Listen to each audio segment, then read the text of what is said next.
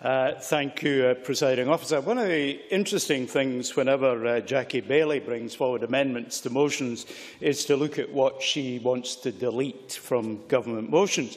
And the first thing she wants to delete is celebrating that we're in the longest period of economic growth. Obviously, that's not something the Labour Party wants to celebrate, and I diverge dramatically from the position that Jackie Baillie takes in that regard. However, I can agree with her that it is important that we look at educational inequality. Investing in people who are not performing so well, who have unrealised potential, is a proper moral and practical thing for us to be doing. It will, of course, create additional jobs in educating people who need additional help. That's good.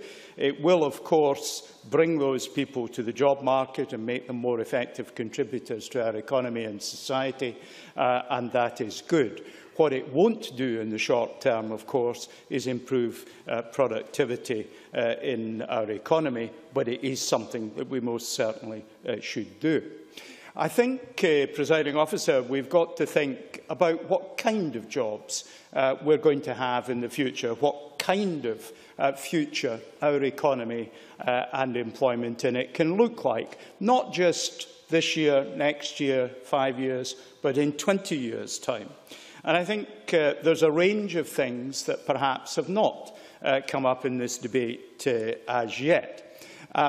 I think there are inhibitors in the way public policy works that, if allowed to continue unchecked, will make things more difficult. For example, many businesses in part of Scotland find it difficult to get deliveries because via parcel services and others, because there is not an adequate universal service provision. We see, I heard of someone who couldn't get something delivered by Amazon to Aberdeen because the material concern had the potential to be flammable, and Amazon said that it would have to cross water to get to Aberdeen. So the whole issue of the delivery services that inhibit the receipt of goods and services by areas of Scotland is significant, and indeed in the opposite direction, the ability for goods and services to have their goods collected from their premises is inhibiting economic growth and development in many areas of Scotland. There are some good and underexploited areas that we might think about. I have a Betamax tape. I can't read it anymore, and it's something that's actually only 25 years old. And yet I have a piece of family paperwork from over 200 years ago that I can read. And the National Library of Scotland are actually taking a leading role in protecting the records of our country from obsolescence through technological change.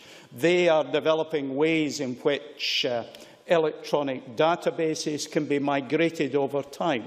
Paper has historically looked after itself, but in the modern world, with our storage of information largely electronic, there's a huge risk we will lose lots of that information. So I think the government should be encouraged to support the National Library of Scotland. That will create a specialist skill in Scotland that will be of great benefit all over the country, all over the world, and create commercial opportunities.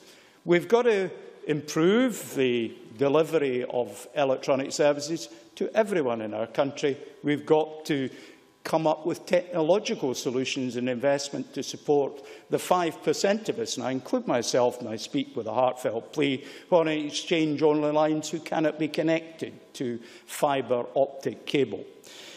I make a little plea, and I see Mr Johnson is similarly difficulty. Yesterday I had lunch at Herges on the Loch in Tweedbank. Thank you, Borders Rail. I now want to move to our building the case for Buchan Rail, because Fraserburgh, 15,000 population, 37 miles from the nearest railway station. You need to bring your remarks to a close. The population 19,000, 32 miles from the nearest railway station. That's the next big rail project. I hope the government looks at that in early course. Presiding Officer.